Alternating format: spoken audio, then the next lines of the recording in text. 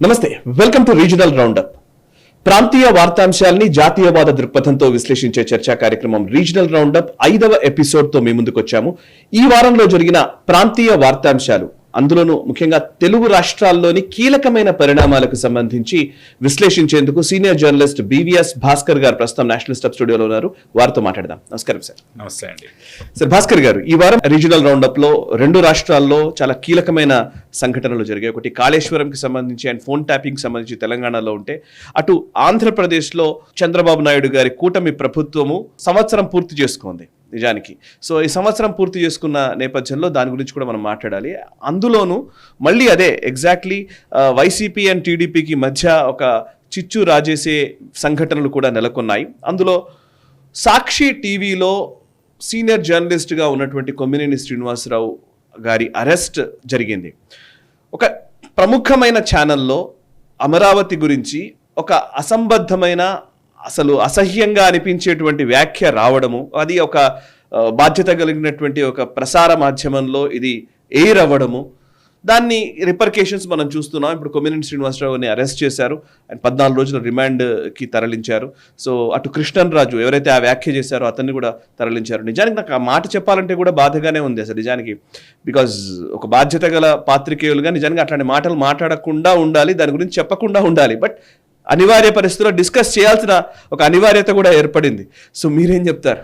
ఇక్కడ మనకి నైతిక విలువలు అనేవి మీడియాలో, అది ప్రింట్ మీడియా కానీ ఎలక్ట్రానిక్ మీడియా కానీ, ఒక లక్ష్మణ రేఖ అనేది ఉండాలి. అదేవిధంగా నియంత్రణ ఒకటి ఉండాలి. స్వేచ్ఛ అనేది ఎంతవరకు ఉండాలి, ఇలాంటి విషయాలన్నీ కూడా చాలా కూలంకషంగా డిస్కస్ చేసి దాని మీద ప్రభుత్వాలు ఒక నిర్ణయం తీసుకునే సమయం ఆసన్నమైంది అని చెప్పి మొన్న జరిగినటువంటి ఈ అరెస్టులు, అసలు ఏం జరిగింది అనే నేపథ్యం ప్రతి ఒక్కరికి తెలుసు. దాని మీద అట్టుడికి పోతోంది అనే పదం కరెక్టేమో అనిపిస్తుంది. అంటే దాన్ని ప్రొవోక్ చేసే విధంగా మాట్లాడారా, లేకపోతే ప్రొవోక్ అయ్యారా, ప్రొవోక్ చేస్తున్నారా, ఇవన్నీ మనం పక్కన పెడదాం. కానీ మీడియాలో ఒక బాధ్యతాయుతమైనటువంటి స్థానంలో ఉన్నప్పుడు దాన్ని ఎలా తీసుకోవాలి, మనము ఒక మాట మాట్లాడేటప్పుడు అది మీడియాలో ఉండనియండి, బయట ఉండనియండి, మనం పెదవి దాటే మాట ప్రతి ఒక్కటి కూడా చాలా జాగ్రత్తగా ఉండాలని మన పెద్దలు ఎప్పటి నుంచో చెప్తున్నారు. అదే కాకుండా ప్రసార మాధ్యమాల విషయం వచ్చినప్పుడు ఒక రాతలో కానీ, అంటే మన పత్రికల్లో రాసేటప్పుడు కానీ, అదేవిధంగా మాట్లాడే విషయంలో ఎలక్ట్రానిక్ మీడియా విషయంలో కానీ, సరే యూట్యూబ్ ఈ సోషల్ మీడియా వచ్చిన తర్వాత అవి ఎంత దిగజారిపోయాయో, దిగజారిపోయే పదమే కరెక్టు, అవి ఎంత దిగజారిపోయాయో అది రెండవ మాట. ప్రధానంగా ఇప్పుడు కృష్ణరాజు గారు అదేవిధంగా కొమ్మినేని శ్రీనివాసరావు గారి మధ్య జరిగినటువంటి సంభాషణ ఏదైతే ఉందో అది జుగుప్స కలిగించే విధంగా ఉంది అని ఆ పదం వాడొచ్చు మనం. ఎందుకంటే ఆయన, మీరు ఇందాకన్నట్టు మనం చెప్పాల్సిన పరిస్థితి ఏర్పడింది. ఆ మాట వాడాలా వద్దా అంటే ఇంకా బాగా పబ్లిక్ అయిపోయింది అది. కాబట్టి పరిస్థితి అనివార్యత అన్నాను, అందుకే అనివార్యత. కాబట్టి అది ఏం జరిగింది అంటే దాన్ని వేశ్యల రాజధానిగా అమరావతిని పేర్కొనడం అనేది క్షమించరానిటువంటి పదప్రయోగం. కరెక్ట్. ఎందుకంటే ఒక రాజధాని నిర్మాణానికి నువ్వు వ్యతిరేకత కావచ్చు, సాక్షి వ్యతిరేకం కావచ్చు, జగన్ గారు వ్యతిరేకం కావచ్చు, లేదంటే అక్కడ ఉండే మనస్తత్వాలందరూ కూడా రాజధానిని వ్యతిరేకించవచ్చు, అమరావతిని ఒప్పుకోకపోవచ్చు. అలా అని చెప్పి దాన్ని ఒక వేశ్యల రాజధాని అని చెప్పి చెప్పడం ఒక ఎత్తైతే, దాని తర్వాత ఎలాంటి క్షమాపణ కోరని విధంగా ఆ యాక్ట్ ఏదైతే ఉంటుందో అతను ప్రవర్తించిన తీరు చాలా గర్హనీయమైనటువంటి అంశం. ఎందుకంటే ఆయన క్షమాపణ చెప్పడానికి సిద్ధంగా లేరు. దానికి సపోర్టుగా బయట అజ్ఞాతంలోంచి ఇంకో వీడియో కూడా రిలీజ్ చేశారు. నేను టైమ్స్ ఆఫ్ ఇండియాలో మరో పత్రికలో వచ్చిన గణాంకాలు, ఆ వివరాలని బట్టే దాన్ని అన్నాను తప్పితే దీన్ని కావలసిగా అనలేదు అని. ఎలాగైనా ఇంకా దారుణం. అదేవిధంగా కొమ్మినేని శ్రీనివాస్ గారు, నేను వ్యాఖ్యాతగా, అంటే జగన్ గారి యొక్క ఉద్దేశం ఏంటో మనకు అర్థం కాదు, అందరినీ కూడా ఇలాంటి సంఘటనలు ఈ మధ్య సమర్థిస్తూ ఉన్నారు. కొమ్మినేని శ్రీనివాసరావు గారు ఆయన కార్యక్రమ నిర్వహణ మాత్రమే చేశారు. అది ఆయన ఉద్దేశం కాదు, సాక్షి ఉద్దేశం కాదు, వచ్చినటువంటి ఎవరైతే ఉన్నారో గెస్ట్ ఆయన యొక్క ఉద్దేశము. మరి ఆయన ఎందుకు అరెస్ట్ చేశారు కొమ్మినేని శ్రీనివాసరావు గారిని? అది కావాలని చెప్పి అతని మీద కేసులు పెడుతున్నారు అన్నారు. ఇక్కడ ఒక చిన్న విషయం చెప్పుకుందాం. కొమ్మినేని శ్రీనివాసరావు గారు అనే వ్యక్తి గతంలో చంద్రబాబు నాయుడుకి చాలా క్లోజ్. ఆయన చాలా క్లోజ్. అదేవిధంగా ఈనాడు ప్రోడక్ట్ ఆయన. ఈనాడులో చాలా సంవత్సరాలు ఆయన సీనియర్ పొజిషన్లో పనిచేసిన వ్యక్తి. సో రామాజీరావు గారు, అదేవిధంగా చంద్రబాబు గారు, కొమ్మినేని శ్రీనివాసరావు గారు, వీళ్ళ ముగ్గురు కలిసి గతంలో అంతా కూడా కలిసి నడిచిన వ్యక్తులు వీళ్ళందరూ.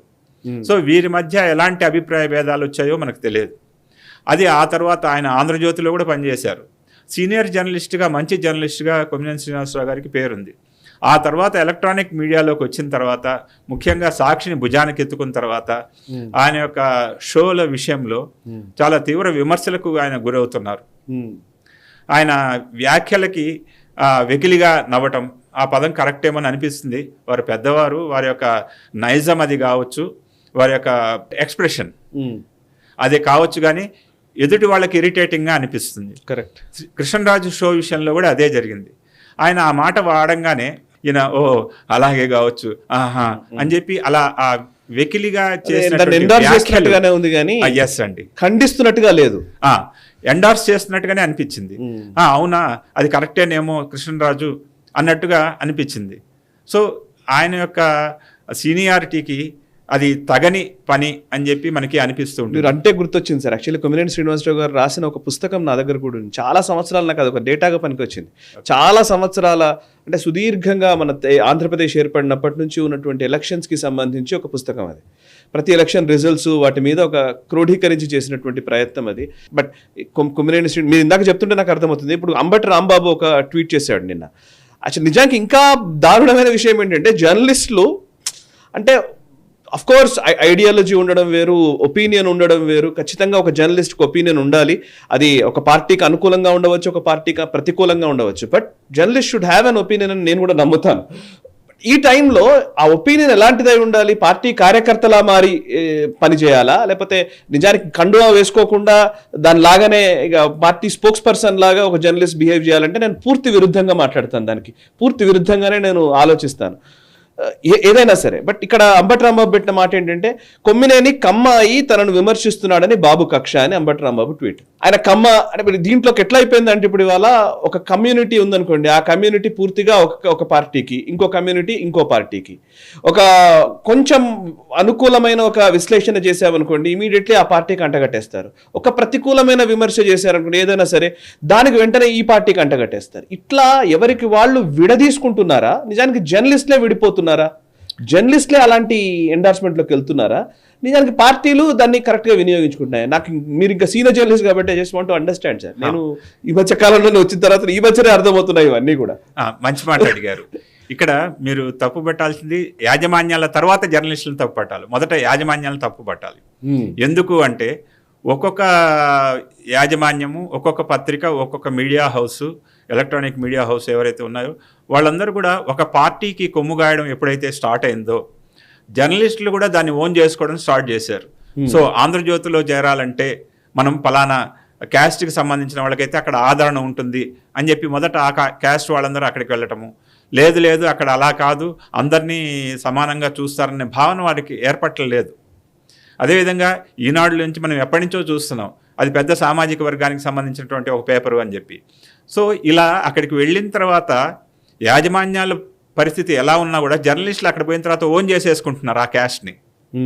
సో ఆ క్యాస్ట్కి అనుకూలంగా మాట్లాడాలా, వారి పట్ల స్వామి భక్తి ప్రదర్శించడం ఏదైతే ఉందో, కొమ్మినేని శ్రీనివాసరావు గారి విషయంలో కూడా స్వామి భక్తి అనేది ఫస్ట్ మాట. క్యాస్ట్ అనేది అసలు అక్కడ రావాల్సిన మాటే కాదు. కరెక్ట్. ఎందుకంటే అంబటి రాంబాబు గారి స్టైల్ మనకు తెలుసు. ఆయన ఏ రోజు ఏ వ్యాఖ్యలు చేస్తారో, ఎక్కడ నిప్పు పెడతారో, ఎక్కడ అంటిస్తారో, ఏ రోజు ఎక్కడ డ్యాన్స్ చేస్తారో, ఎవరితో డ్యాన్స్ చేస్తారో, ఇవన్నీ కూడా మనం మీడియాలో చూస్తూ ఉన్నాం. కాబట్టి అంబటి గారు అన్నారు అంటే అది ఆయన విజ్ఞత. కరెక్ట్. ఇక అసలు విషయానికి వస్తే, దాని విషయంలో చాలా పెద్ద ఎత్తున గొడవలు జరుగుతున్నాయి. సో పోలీస్ స్టేషన్లో కేసులు పెట్టడం, ఇవన్నీ ఆయన్ని రిమాండ్కి పంపించడం 14 రోజులు. ఆయన రిమాండ్ పంపించేటప్పుడు ఒక మాట అన్నారు, నాకు 70 ఏళ్ల వ్యక్తిని నేను, నన్ను ఇప్పుడు అరెస్ట్ చేస్తారా, ఈ వయసులో నన్ను అరెస్ట్ చేస్తారా అని. మధు కూడా, లాలూ ప్రసాద్ యాదవ్ ఇలాంటి వాళ్ళందరూ కూడా 80ల టైంలో అరెస్ట్ కాబడిన వాళ్ళు. చాలామంది వయసుతో సంబంధం లేకుండా ఇప్పుడు చాలామంది అరెస్ట్ అవుతున్నారు. తప్పు చేసిన తర్వాత అరెస్ట్ అనేది అది తప్పని పరిస్థితి. సో ఈయన కృష్ణరాజు గారు నిన్న అరెస్ట్ కాగానే ఒక మాట అన్నారు. హైకోర్టులో పిటిషన్ వేశారు, బెయిల్ పిటిషన్, ముందస్తు బెయిల్. దాంట్లో నన్ను కొడతారండి, నా మీద లేనిపోని కేసులు అన్నీ పెడతారు అని. దీని విషయంలో జడ్జి గారు మన కొమ్మినేనిని ఆయన న్యాయస్థానం ముందు ఉంచినప్పుడు ఆయన ఒక మాట అడిగారు. ఇప్పుడు మీరు అట్రాసిటీ కేసెస్ పెట్టారు కొమ్మినేని గారి మీద, దానికి ఈయన మాట్లాడిన మాటకి ఏమన్నా సంబంధం ఉందా అని జడ్జి గారు అడిగారు. సో ఆ సెక్షన్స్ని విత్డ్రా చేయండి, 352(2) అనేది, దాన్ని పెట్టడానికి అవసరం ఉందా లేదా ఆలోచించండి అని చెప్పి మళ్ళీ పోలీసులకి దాని మీద రివ్యూ చేయండి అని చెప్పి జడ్జి గారు చెప్పారు, రిమాండ్ ఇస్తూ. సో ఇక్కడ క్యాస్ట్ గురించి లేకపోతే ఒక క్రీడ్ గురించి కాదు, మహిళల్ని అవమానించే విధంగా ఖచ్చితంగా ఆ మాట వాడారు. అది అమరావతికి ఒక చరిత్ర ఉందండి. శాతవాహనులు పాలించినప్పుడు 500 సంవత్సరాలు ఆంధ్రప్రదేశ్ నుంచి గుజరాత్ వరకు విస్తరించిన ఆ సామ్రాజ్యం ఏదైతే ఉంటుందో అందులో అమరావతికి ప్రస్థానపురం అనేది ఒకటి గుజరాత్ వైపు ఉంటే రెండో వైపు అమరావతి ఉంది. ఎంతో గొప్ప చరిత్ర కలిగినటువంటి ప్రదేశం అది. కరెక్ట్. దాని గురించి వేశ్యావాటిక లేకపోతే వేశ్యల రాజధాని అని అనడం అనేది చాలా ఖండించదగిన విషయం. ఇంకా ముందే చెప్పాను, ఫస్ట్ లక్ష్మణ రేఖ అన్న విషయం వస్తే స్వయం నియంత్రణ అంటారు. స్వయం నియంత్రణ ఎలా వస్తుందండి? ఎవరికి కూడా ఒక చట్టం చేసి దాని పట్ల భయం అనేది ఉంటే స్వయం నియంత్రణ అనే పదం రాదు. నైతిక విలువలు, స్వయం నియంత్రణ అని చెప్పి మనం ఒక గిరిగీయాలి, ఒక లక్ష్మణ రేఖ ఉండాలి అని చెప్పి ఉపన్యాసాల్లో చెప్పొచ్చు. కానీ అది ఆచరణలోకి వచ్చిన తర్వాత ఇలాంటి సంఘటనలు జరిగినప్పుడు పత్రికలకు కానీ లేకపోతే ఎలక్ట్రానిక్ మీడియాకు కానీ వాటికి స్వయం నియంత్రణ అనేది జరగని పని అని నాకు అనిపిస్తూ ఉంటుంది. ఓకే, ఇప్పుడు మనము రీజనల్ రౌండప్ మాట్లాడుతున్న సందర్భంలో అనేక కమెంట్లు కూడా మనం ఈ మధ్య కాలంలో చూస్తూ ఉంటే, నేను కూడా కొన్ని వీడియోస్ చేస్తూ ఉంటే, యాక్చువల్లీ చాలా ఫాస్ట్గా ఆంధ్రప్రదేశ్ విషయంలో, అంటే తెలంగాణ విషయంలో కూడా ఇది రావట్లేదు సార్, నేషనల్ విషయంలో కూడా ఇది కనిపించట్లేదు కానీ, బట్ ఆంధ్రప్రదేశ్ విషయంలో మాత్రం క్లియర్ కట్ లైన్ అయితే కనబడుతోంది. ఇప్పుడు మీరు కొంచెం చంద్రబాబు నాయుడు గారి పాలనలో 1 year ఆఫ్ చంద్రబాబు పాలన గురించి మనం మాట్లాడబోతున్నాం. సో నిజానికి దాని గురించి కొంచెం పాజిటివ్గా మాట్లాడారనుకోండి, ఇమీడియట్లీ మిమ్మల్ని చంద్రబాబు నాయుడు కోటరీలోకి మనల్ని నెట్టేస్తారు. కొంచెం నెగటివ్గా మాట్లాడారనుకోండి, పూర్తిగా మీరు వైసీపీ మనిషి అనేస్తారు. సో నిజానికి ఒక్కొక్క ఇన్సిడెంట్లో ఒక ప్రశంస ఉండవచ్చు, ఒకరి విమర్శ ఉండవచ్చు. ఆ ఇన్సిడెంట్కి లేదా ఆ సందర్భానికి ఆ ఇష్యూకే పరిమితం కావాలి అనే ఒక చిన్న స్పృహని మనం ఎందుకు వదిలేసాము ఆంధ్రప్రదేశ్లో అనిపిస్తోంది నాకు చాలాసార్లు. అంటే చాలా రోజుల నుంచి నేను చాలా అనాలిసిస్లు చేస్తున్నాను, వీడియోలు చేస్తున్నాను, బట్ నేను అన్నిటికీ రియాక్ట్ అవ్వలేదు. కానీ బట్ డెఫినెట్లీ ఒక విమర్శను తీసుకునే గుణము ఉండాలి, ప్రశంసకు పొంగిపోని తత్వము ఉండాలి కదా. ఎందుకు అది మర్చిపోతున్నారు? సీనియర్ రాజకీయ నాయకులు మర్చిపోతున్నారు, ప్రజలు కూడా మర్చిపోతున్నారు, జర్నలిస్ట్ ఇంకెక్కువ మర్చిపోతున్నారు. అంటే ఇదంతా కూడా ఓన్ చేసుకోవటంలో ఉందండి. అది వాళ్ళు ఎక్కువగా ఓన్ చేసేసుకోవడం, మోర్ లాయల్ స్వామి భక్తిని ప్రదర్శించడం ఏదైతే ఉంటుందో, ఇప్పుడు ఎవరు కూడా ఒక ఆదేశాలు పైనుంచి ఇవ్వరు, మీరు ఇలా రాయండి లేకపోతే ఇలా చెప్పండి అని చెప్పి.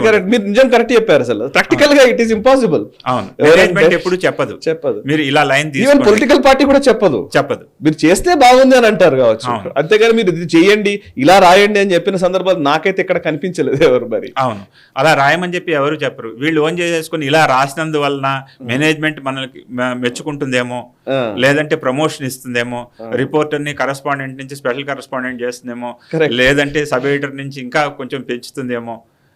ఇలా వాళ్ళు ఓనప్ చేసేసుకుని అలా లైన్ ప్రకారం రాయడం, అలా జరగడం వల్ల మాత్రమే ఈ పరిస్థితి ఏర్పడుతోంది. ఒకటి. రెండోది, ఈ ఆంధ్రప్రదేశ్లో రాజకీయాలు అనేవి వేడి ఎక్కువ, కాక మీద ఉంటారంటారు. ఇక్కడ జనాలు ఎప్పటికీ రాజకీయం మొదట, తర్వాత తమ వృత్తి ప్రవృత్తి, తర్వాత రాజకీయమే ప్రధానంగా జరుగుతున్న సందర్భాలు చాలా వస్తుంటాయి. అంటే యాక్టివ్ పార్టిసిపేషన్ అంటే ఇప్పుడు తెలంగాణ ఉద్యమంలో అందరూ పాల్గొన్నారు, కానీ ఆంధ్రప్రదేశ్ విషయానికి వస్తే అలా కాదు. మీరు అప్పట్లో జరిగిన దాంట్లో చూస్తే స్టేట్ డివిజన్ అప్పుడు ఓన్ చేసుకున్న వాళ్ళందరూ ఫస్ట్ మొదట వచ్చారు, ఆ తర్వాత నుంచి జనం కదలడం మొదలు పెట్టారు. ఏంటి, తెలంగాణ వాళ్ళు వస్తున్నారు కాబట్టి మనం చెయ్యాలి అని రియాక్షన్. సో ఆ రియాక్షన్ గా వచ్చారు తప్పితే తర్వాత ఉద్యమం గట్టిగానే జరిగింది. దాని ఉద్యమం విషయంలో మనం మాట్లాడాల్సిన విషయం ఏం కాదు. అయితే అలా ఓన్ చేసుకొని దూకటము, ఓన్ చేసుకొని దాన్ని అంటే మనం వాడకూడదు కొన్ని పదాలు. అలా ఉన్నందువలన మాత్రమే వాళ్ళు మొత్తం తామే అని అనుకోవడం మాత్రమే ఈ పరిస్థితి ఏర్పడుతుంది. మళ్ళీ నేను చెప్పేది ఏంటంటే స్వీయ నియంత్రణ కాదు, లక్ష్మణ రేఖ అనేది దాటుతున్నారు. ఖచ్చితంగా మీడియా నాయకులు అందరూ కూడా అక్కడ లక్ష్మణ రేఖను దాటి, ఒక లక్ష్మణ రేఖ అంటూ లేదు కానీ ఉన్నా కూడా దాన్ని దాటి వ్యవహరించడం వల్ల ఇలాంటి అనర్థాలు ఏర్పడుతున్నాయి. మరొక విషయము ఇక్కడే ఈ సందర్భంలోనే ఒక మాట మాట్లాడుకోవాలి. ఈ సంఘటన జరిగితే మీరు అంబటి రాంబాబు గారి విషయం ఒకటే చెప్పారు. జగన్ గారు వెంటనే ఒక ట్విట్టర్లో ఒక పోస్ట్ పెట్టారు. దాంట్లో బాలకృష్ణ గారు అమ్మాయిల గురించి మాట్లాడినటువంటి మాటలు, ఒక సినిమా ఫంక్షన్లో మాట్లాడిన మాటలు, అంటే అది చాలా ఖండించదగ్గ విషయం. నేను కూడా మొదట్లో చూడలేదు నేను. ఆయన పోస్ట్ పెట్టిన తర్వాత దాంట్లో వీడియోలో చూశాను. చాలా ఖండించదని కాదు, ఆయన కూడా ఒక రకంగా జుగుప్సాకరంగానే మాట్లాడారు బాలకృష్ణ కూడా. అదేవిధంగా చంద్రబాబు గారు కామెంట్ చేశారు. లోకేష్ గారికి అయితే ఆయన చేసిన పని ఏంటంటే, జగన్ లోకేష్ గారు ఎప్పుడు ఆయన స్విమ్మింగ్ పూల్లో ఈత కొడుతున్న ఫోటోను కూడా షేర్ చేసి, ఇక్కడ బాలకృష్ణ గారు షేర్ చేసి, ఒకానొక సందర్భంలో జన్మభూమి సభలో చంద్రబాబు గారు మహిళల మీద కోపడుతున్న విషయాన్ని, ఇవన్నీ మూడింటిని ఒక చోట క్లబ్ చేసి ట్విట్టర్లో పోస్ట్ చేశారు. అవసరమా? ఆయన బాధ్యత ఏంటి? వీళ్ళని ఖండించాల్సి ఉంటే ఖండించాలి. నువ్వు చేసావు కాబట్టి నేను చేశాను, గతంలో నువ్వు ఇలా చేసావు అని చెప్పి ఆయన ప్రతి విమర్శ కోసము అలాంటివి ట్యాగ్ చేయడము, ఒక మాజీ ముఖ్యమంత్రిగా ఆ స్థాయిలో ఉన్న వ్యక్తి అలా చేయడం అవసరమా అనిపిస్తుంది. ఆయన ఇలా ఎందుకు అయిపోతున్నారో మనకు తెలియదు. అదేవిధంగా నిన్న పొదిల్లో ఆయన పొగాకు రైతులని పరామర్శించడానికి వెళ్ళారు. అక్కడ ఉన్నటువంటి మహిళలు ఆయనకు నిరసన చెప్పారు. సరే, తెలుగుదేశం ప్లాన్ ప్రకారం చేసిందా, ఆ నిరసన కార్యక్రమాన్ని ఆర్గనైజ్ చేసిందా అవన్నీ తర్వాత. అక్కడికి వెళ్ళిన తర్వాత వైసీపీ కార్యకర్తలు వాళ్ళ మీద, పోలీసుల మీద రాళ్ళు వేయడము, అదొక పెద్ద సంఘటన. దాన్ని పత్రికలు ప్రాధాన్యం ఇవ్వకపోవచ్చు. కొన్ని మాత్రమే అక్కడక్కడ అడపాదడపా జరిగినట్టు చాలా పెద్ద సంఘటనే జరిగింది. పోలీసుల మీద రాళ్ళు వేయటము, ఆ మహిళల్ని ఎలా అంటే అలా మాట్లాడటం, ఎవరైతే నిరసనకు వచ్చారో వాళ్ళని దీనికంటే కూడా కృష్ణరాజు గారు చేసిన వ్యాఖ్య కంటే కూడా ఘోరంగా మాట్లాడారు. పెద్ద గొడవ జరిగింది. సో ఈ సంఘటనలో బాధ్యతాయుతమైనటువంటి ప్రతిపక్షము విమర్శలు చేస్తూ అమరావతి గురించి అంత కక్ష ఎందుకు? అది కరెక్ట్. అసలు నిజానికి రాజధాని ఏర్పాటు చేసుకుంటున్నారు. సరే, అది మీరు ఇందాక చెప్పినట్టు ఒక క్యాస్ట్ వాళ్లే బిల్డప్ చేసుకుని అమరావతిని చేసుకుంటున్నారు, వాళ్లే భూములు అమ్ముకుంటున్నారు, ఇది భూదాహం, అవన్నీ మీరు అలా విమర్శించండి. కానీ ఇంత దిగజారి మాట్లాడడం అనేది ఒక ఆరోగ్యకరమైనటువంటి పరిణామం కాదు. అది సాక్షికి కానీ మరే ఛానల్స్కైనా కూడా ఇలాంటి వాటిని ఖండించకపోవడం, వెంటనే ఎడిట్ చేయడము, దాని మీద క్షమాపణ చెప్పడం చేయాల్సి మనం రిజైండర్స్ అంటుంటాం. పత్రికలు వెంటనే రిజైండర్స్ ఇస్తాయి. ఏదైనా చిన్న పొరపాటు జరిగినా కూడా వెంటనే రిజైండర్స్. క్షమాపణ చెప్పామో అయినా కానీ అరెస్ట్ చేస్తున్నారు అని అంటున్నారు. లేదండి, అంత క్షమాపణ చెప్పే పరిస్థితి అయితే దాంట్లో ప్రస్ఫుటంగా అయితే రాలేదు. ఎక్కడా కూడా శ్రీనివాసరావు గారి విషయంలో కానీ వాళ్ళు అంటే సరే, సాక్షి యాజమాన్యం సంగతి పక్కన పెడదాం. వీళ్ళు వ్యక్తిగతంగా వీళ్ళిద్దరూ కూడా ఎలాంటి పశ్చాత్తాపడిన సమాచారం అయితే మనకు లేదు. వాళ్ళు దాన్ని సమర్థించుకోవటం లేదు, కానీ అనడం కరెక్టే అనటం లేదు, కానీ వాళ్ళలో పశ్చాత్తాపం అనేది ఇద్దరిలో కూడా కనపడలేదు. అదండి. రైట్ సార్, ఇక నెక్స్ట్ అంశంలోకి వెళదాం సార్. ఎన్డీఏ అలయన్స్ ప్రభుత్వము ఆంధ్రప్రదేశ్లో ఏర్పడి సంవత్సరం అవుతోంది. ఈ సంవత్సర కాలంలో నిజానికి మోదం ఎంత, ఖేదం ఎంత, ఏం జరిగింది అనేది చెప్తారా? పర్సంటేజ్ విషయం తీసుకుంటే 70-30 అనాలి. అంటే 70% మోదము, ఖేదం ఒక 30% ఉంది అని అనిపిస్తుంది. ఏడాది పాలనలో జరగాల్సింది ఒక అమరావతేనా? మీరు డే 1 నుంచి ఈ రోజు వరకు 365 రోజుల ప్రోగ్రెస్ రిపోర్ట్ చూసుకుంటే మీరు ప్రతి అంశము రాజధాని చుట్టూయే తిరుగుతోంది. అమరావతిని ఎలా బిల్డ్ చేయాలి, అమరావతి కోసమే చంద్రబాబు గారు అమరావతి గురించే మాట్లాడుతున్నారు, అమరావతి గురించే కృషి చేస్తున్నారు. కాన్సన్ట్రేట్ చేసింది కూడా అమరావతి గురించే. 365 రోజు పాలన = అమరావతి అన్నదే ప్రజల్లోకి వెళ్ళిన అంశం మొదటిది. సో ఇది కరెక్టా కాదా అంటే 100% కరెక్ట్. ఆయన చేస్తున్న కృషి మనం మెచ్చుకోవాల్సిందే.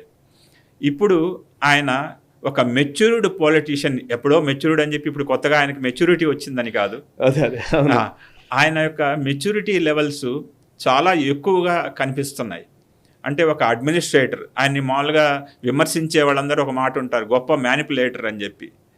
సో మ్యానిపులేటర్ ఉంటే కూడా అడ్మినిస్ట్రేటర్గానే ఆయన యొక్క మొత్తం అనుభవం అంతా కూడా రంగరించి ఆయన యొక్క ప్లానింగ్ జరుగుతోందని చెప్పి అనిపిస్తోంది. ఒక్కొక్క పథకాన్ని ఒక్కొక్క ఏరియాని డెవలప్ చేయడానికి ఆయనటువంటి మాస్టర్ ప్లాన్ ఏదైతే ఉంటుందో ఆయన ఒక గొప్ప విజనరీ అనే విషయంలో సందేహం లేదు. అడ్మినిస్ట్రేటరు విజనరీ అనే విషయంలో. కానీ ఆ కాన్సన్ట్రేషన్ అంతా కూడా గతంలో మనం హైదరాబాద్ చూసాం. కేవలం అప్పుడు ముఖ్యమంత్రిగా ఉన్నప్పుడు ఈ హైదరాబాద్ మీదనే కాన్సన్ట్రేట్ చేయడం వల్ల మిగతా అటు విజయవాడ, విశాఖపట్నం, తిరుపతి లాంటి ప్రదేశాలు కానీ, ఇటు కరీంనగరు, ఆదిలాబాద్ నుంచి మొదలుకుంటే కరీంనగరు, నిజామాబాదు, అలాంటి మెదక్, ఇలాంటి నల్గొండ లాంటి జిల్లాలు కానీ ఏమాత్రం అభివృద్ధి చెందలేదు అనేది నిర్వివాదాంశం. దాని గురించి మనకు వేరే ఆలోచన లేదు. సో కాన్సన్ట్రేషన్ అంతా ఒక చోట చేయడం ద్వారా ఆయన కొంత విభజన సమయంలో ఆంధ్రాకి అన్యాయం జరిగిందేమో అన్న మాట వినిపించింది. కానీ ఇప్పుడు ఈ సంవత్సర కాలంలో ఆయన ప్రయారిటీ రాజధాని అయినప్పటికీ కూడా ఇటు అనంతపురం, ఇటు విశాఖపట్నం 2 ప్రాంతాల అభివృద్ధి మీద కాన్సన్ట్రేట్ చేశారని చెప్పి మనకి ఇటీవల చూస్తున్నటువంటి ఒక ఇంటర్వ్యూలు కానీ, ఆయన పాల్గొంటున్న కార్యక్రమాలు కానీ చెప్తున్నాయి. ప్రధానంగా ఒక ఎన్డీటీవీ, ఇండియా టుడే లాంటి వాటికి ఇచ్చిన ఇంటర్వ్యూస్లో ఆయన మెచ్యూరిటీ లెవెల్స్ ఎంత హైగా ఉన్నాయని చెప్పడానికి ఒక ఉదాహరణ ఏంటంటే, డిఫెన్స్ సెక్టర్ మొత్తం కూడా రాయలసీమలో కాన్సన్ట్రేట్ చేసేలాగా డ్రోన్స్, డిఫెన్సు, ఏవియేషను, అదేవిధంగా ఆటోమొబైల్ రంగాలు, ఇవన్నీ కూడా రాయలసీమలో ఒక అభివృద్ధికి దోహదపడతాయి. ఫస్ట్ కియా తెచ్చిన విషయంలో నిస్సందేహంగా చంద్రబాబు గారి కృషి వల్లే కియా అనంతపురానికి వచ్చింది. అదేవిధంగా ఇప్పుడు రాబోయే అన్ని ప్రాజెక్ట్స్ ఏవైతే ఉన్నాయో, పెద్ద ప్రాజెక్ట్స్ అన్నీ కూడా వాటి ద్వారా ఈ రాయలసీమ అభివృద్ధికి ఒక ప్యాకేజ్ తయారు చేశారు. ఇక రెండో వైపు మనం తర్వాత కూడా మాట్లాడుకుందాము. విశాఖపట్నం విషయం వస్తే, విశాఖపట్నం రీజన్ అంటే 8 జిల్లాలు కలిపి ఒక విశాఖపట్నం రీజన్గా దాన్ని డెవలప్ చేస్తున్నారు. సో విశాఖపట్నానికి ఐటీ ప్రియారిటీ ఇస్తూ ఆ రీజన్ డెవలప్మెంట్కి ఒక పథకాన్ని రచించారు. మధ్యలో అమరావతి ఉంది. సో ఇలా ఓవరాల్ డెవలప్మెంట్కి ఒక మెచ్యూర్డ్గా ఆయన వ్యవహరిస్తూ కాన్సన్ట్రేట్ చేస్తున్నారు. సో ఇంకా రెండో విషయం వచ్చేటప్పటికి డెవలప్మెంట్ విషయంలో, పథకాల విషయంలో సూపర్ 6 అని చెప్పి ఏదైతే ఉన్నాయో ఆ పథకాల విషయంలో రోల్అవుట్ చేయడము, ఒకదాని తర్వాత ఒక రోల్అవుట్ చేసే విషయంలో జాగ్రత్త వహిస్తున్నారు. కొన్ని విమర్శలు బాగా ఎదుర్కొంటున్నారు. అంటే వాళ్ళు చెప్పే విమర్శల విషయంలో వ్యవసాయ రంగానికి విషయం వస్తే, వ్యవసాయ రంగానికి ప్రాధాన్యత తగ్గిపోతోంది అనే విషయంలో ఆలోచించుకోవాల్సిన పరిస్థితి ఉంది. వ్యవసాయ రంగం దాని మీద కాన్సన్ట్రేషన్ ఏం చేశారు? అయితే ఇంకొక వైపు నీటిపారుదల రంగం ఓకే, బట్ వ్యవసాయం వచ్చేటప్పటికి వాళ్ళకి మేము పెన్షన్ ఏదైతే వాళ్ళకి ఇవ్వాల్సినటువంటి ప్రతి సంవత్సరం రైతు భరోసా ఏదైతే ఉందో, రైతు భరోసా డబ్బులు పెంచుతున్నాము, రైతులకి ఇవ్వాల్సింది ఇస్తున్నామని చెప్తున్నారు. కానీ వ్యవసాయానికి సంబంధించి ప్రత్యేకమైన ప్లానింగ్, దాని యొక్క అభివృద్ధికి వాటి మీద కాన్సన్ట్రేట్ చేయాల్సినంతగా కాన్సన్ట్రేట్ చేయలేదు అనేది ఈ నెగటివ్ ఆస్పెక్ట్లో వచ్చేటువంటి మొదటి అంశం.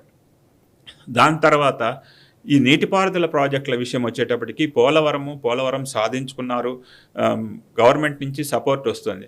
అదే బనకచెర్ల ప్రాజెక్టు గురించి మనం మాట్లాడుకున్నాం ఇంతకుముందు, Polavaram linkage Banakacherla project. So ఇలాంటి నదుల అనుసంధానం మీద మొదట్లో 2014 ముందు ఆయన చాలా ఎక్కువ నదుల అనుసంధానం గురించి ఎప్పుడు ప్రతి మీటింగ్లో చెప్పేవారు. ఆ నదుల అనుసంధానం విషయంలో కొంతవరకు ఈ పోలవరం వీటి ద్వారా నీటిపారుదల రంగానికి ప్రాధాన్యం వస్తున్నాయి. విద్య విషయంలో మనం ఇక్కడ ఒక క్రెడిట్ విద్యామంత్రిగా, ఐటీ మంత్రిగా ఉన్నట్టు లోకేష్కి ఇవ్వాల్సి వస్తుంది. ఎందుకంటే ఆయన కాన్సన్ట్రేషన్ మిగతా రాష్ట్రాలతో పోల్చుకుంటే ప్రభుత్వానికి సపోర్ట్గా విద్యారంగం యొక్క అభివృద్ధి విషయంలో కొత్త పుంతలు తొక్కుతూ వాటి విషయంలో ఇప్పుడు ఇవాళ ఈ సంవత్సరం పూర్తయిన సందర్భంగా తల్లికి వందనం అనేది ఎవరైతే 15,000 రూపాయలు ఇవ్వాలనుకుంటున్నారో అది కూడా ఇవ్వాలని చెప్పి అనుకుంటున్నారు. ఇలా ప్రాజెక్ట్స్ అన్నీ కూడా ఒక గాడి మీద పెట్టడానికి, ఘాట్న పెట్టడం అంటాము, గాడి తప్పిన పాలన, గాడి తప్పిన వ్యవస్థని ఒకసారి మళ్ళీ తీసుకురావడానికి ఆయన ప్రయత్నం చేస్తున్నట్టు కనబడుతుంది. అది సక్సెస్ అవుతుందని కూడా అనుకుంటున్నారు. అయితే రాజకీయంగా చూసినప్పుడు సంవత్సర పాలనలో రాజకీయం కూడా మనం ఒకసారి ఆలోచిస్తే ప్రత్యర్థుల్ని ఇరుకున పెట్టే విషయంలో తనకున్నటువంటి రణనీతిని, కుతంత్రాలు, కుట్రలు, కుతంత్రాలు, వాళ్ళ మీద ఎలా దాడి చేయాలన్న విషయంలో ఆయనకున్న అనుభవాన్ని, రెడ్ బుక్ అనండి దాని పేరు, ఇంకేదైనానండి, ఆ బుక్కుల పేర్లతో వాళ్ళ మీద దాడి చేస్తూ వాళ్ళకి సరైన సమాధానం చెప్తూ వాళ్ళని జైల్లో వేయాల్సిన వాళ్ళని వేస్తూ రాజకీయంగా కూడా పైచేయి సాధించడానికి ప్రయత్నిస్తున్నారు. సో ఇన్ని రకాలుగా ఈ ఏడాది పాలనని చూడవచ్చు. ఓకే ఓకే సో మొత్తానికి 1 year మీరు 70-30 అన్నారు. అవునండి. అయితే ఇంకొక పాయింట్ సార్, అంటే ఫ్యూచరిస్టిక్ ఆలోచనలతోటి కొన్ని, యాక్చువల్లీ మొన్న నేను చంద్రబాబు గారి ఇంటర్వ్యూస్ 2-3 విన్నాను. యాక్చువల్లీ నేను కూడా ఒక వీడియో చేశాను. డిఫెన్స్ కారిడార్ ఏర్పాటు చేయడము, వైజాగ్కి సంబంధించి కావచ్చు, ఇటు రాయలసీమలో కావచ్చు, క్లస్టర్స్గా మార్చుకొని డిఫరెంట్ ఏదో అంటే విజనరీ ప్లాన్ తోటి ముందుకు వెళుతున్నారు అని. సో 1 year ఆఫ్ చంద్రబాబు గారి పరిపాలనను చూసి నిజానికి మోదీ గారి సహకారంతో లేదా కేంద్ర ప్రభుత్వ సహకారంతో నిజానికి ఈ 1 year ఏదైతే ప్లాన్ చేశారో ఇది 4 ఏళ్లలో కొంచెం పట్టాలెక్కితే ఆంధ్రప్రదేశ్కి మంచి రోజులు వచ్చాయి అని అనుకునే విధంగానే ఉంది పరిస్థితి. కానీ ఇది జరగడము, దీంట్లో ఉన్న లోటుపాట్లు ఏమైనా చెప్పగలుగుతారా? జరిగే విషయం వచ్చేటప్పటికి ప్లానింగ్, విజను, దాని యొక్క ప్లాన్ చేయడం, మీరు పాతవి ఒకసారి జన్మభూమి విషయం చూసినట్లయితే అది ఒక మొనోటమీ మాదిరి అయిపోయింది. జన్మభూమి లాస్ట్లో ఏ ఉద్దేశంతో అయితే జన్మభూమి ప్రారంభించారో ఆయన చివరి పాలనా రోజులు వచ్చే వరకు, అదంతా కూడా 2019 వచ్చే వరకు కూడా అదే జన్మభూమే, ఇది ఒక మామూలుగా చేసేయటము అనేది.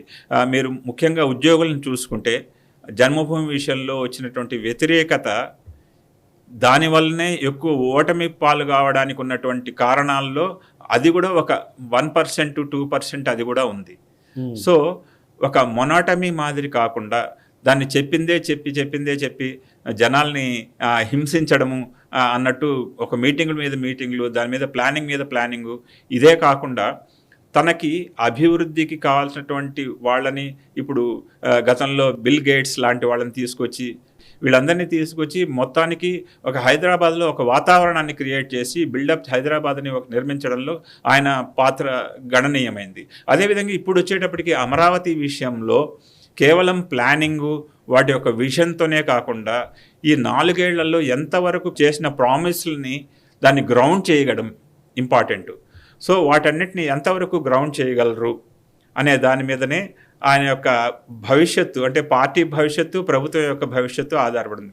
ఇందులో పవన్ కళ్యాణ్ గారి పాత్ర ఏంది, లోకేష్ గారి పాత్ర ఏంది, ఇలాంటి విషయాలు ఒకటి ఉన్నాయి. అదేవిధంగా యూత్కి ప్రాధాన్యం ఇస్తున్నాం, యూత్ని 2వ తరాన్ని తయారు చేయడంలో ఆయన ఎంతవరకు సక్సెస్ అవుతారు, వాళ్ళు ఎంతవరకు అందిపుచ్చుకోగలరు అనే విషయాలు కూడా మనము ఆయన యొక్క ప్లానింగ్ విషయంలో మనం ఆలోచించి ఎదురు చూడాల్సిన పరిస్థితి.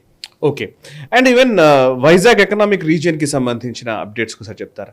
వైజాగ్ ఎకనామిక్ రీజియన్గా అనే ఒక మాటని వాడారు. అండ్ నిజానికి నాకు ఇందాక మీరు అన్న దాంట్లో కూడా ఫస్ట్ మనం డిస్కషన్లో కూడా మీరు చెప్తున్నారు, అమరావతి పైననే ఒక కేంద్రీకృతమైన పరిస్థితులు గతంలో ఉండేవి. ఎందుకంటే ఇంతకుముందు హైదరాబాద్ మీద సెంట్రలైజ్ చేసినట్టుగా ఈవెన్ 2014-19 మధ్య పూర్తిగా అమరావతి మాత్రమే అన్నట్టుగా అనిపించింది.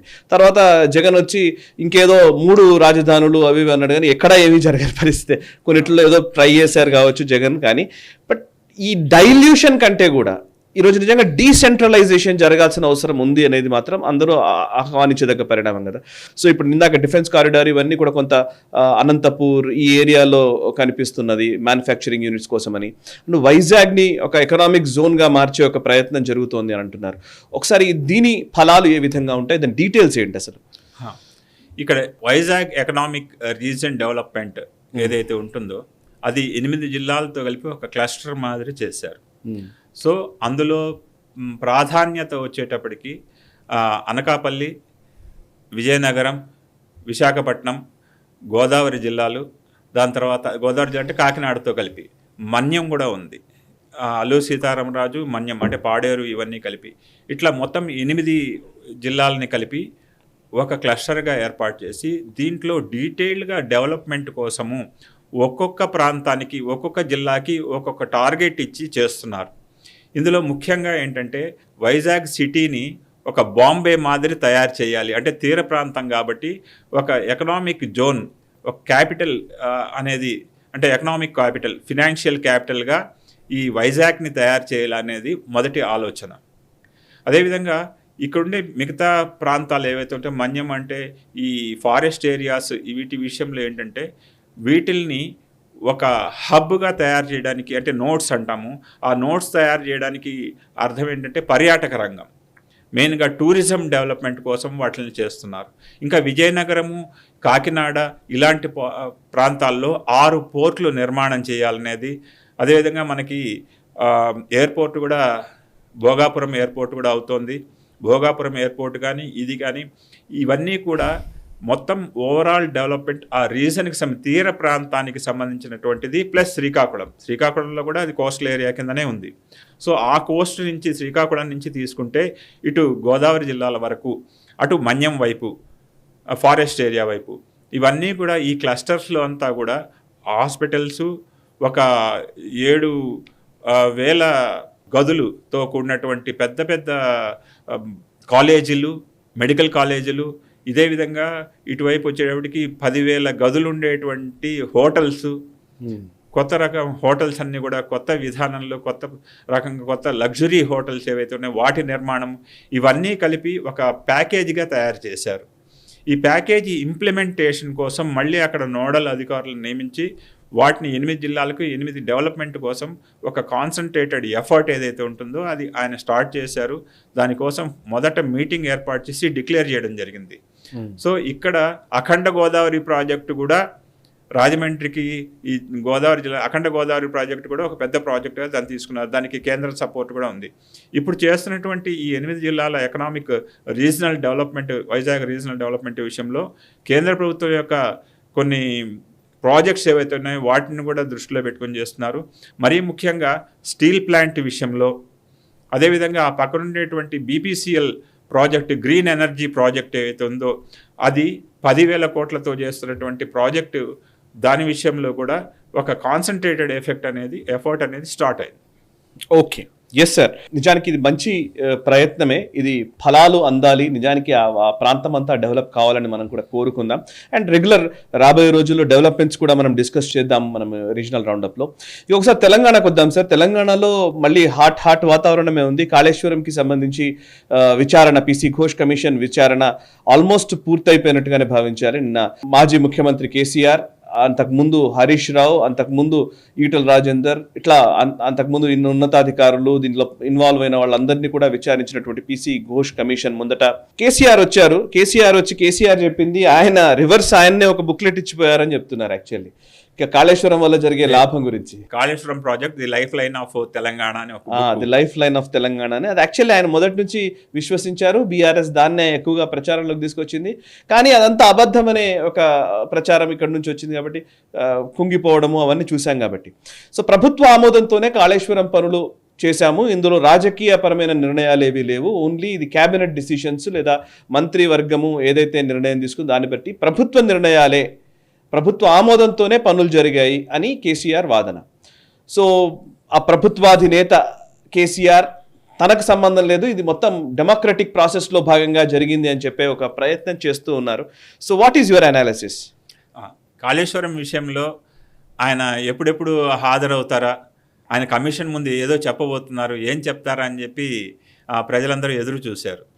అది కొంచెము రాజకీయంగా రోజువారీ వార్తలు, విశేషాలు గురించి తెలుసుకునే వాళ్ళకి ముందే తెలుసు ఆయన ఏం చెప్పరు, ఆయన ఒక ఏనుగు మాదిరి వచ్చి ఒక హుంకారం చేసి వెళ్ళిపోతారు అని చెప్పని. సో అదే జరిగింది. ఆయన రావడం ఒక పెద్ద జులూస్ తీసి ఒక ఊరేగింపుగా హడావిడి చేసి అక్కడికి రావడం జరిగింది.